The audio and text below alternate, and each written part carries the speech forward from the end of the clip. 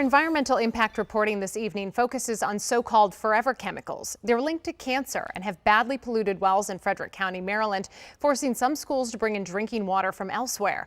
Well, now an attempt to put limits on the release of forever chemicals in Maryland is hitting snags. Legislators are trying to save it.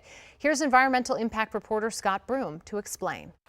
Forever chemicals, PFAS and PFOA, were widely used in stuff like nonstick cookware and stain-resistant fabrics, and they are everywhere in the environment, which is bad news because they don't break down over time, and they're linked to cancer and other illnesses at remarkably low levels. PFAS is a particular problem in Frederick County, Maryland, where 8 schools discovered it in wells and had to bring in outside drinking water. And according to scientists studying the issue, a predominant source is the sewage sludge that's applied as fertilizer to farmlands all over our region. In a call with legislators and reporters Monday from the Potomac Riverkeeper Network, Maryland waterman Michael Lightfoot said he fears Maryland's $600 million a year seafood industry is at risk. It's proven over and over again that what you put on a farm field flows downhill into our waterways and into the Chesapeake Bay.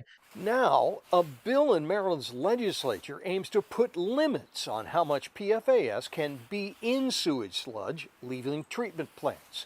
The proposed level, however, was so low in that bill that a legislative analysis declared the bill would result in a de facto ban on using sludge as fertilizer, leaving treatment plants with no affordable options to get rid of it.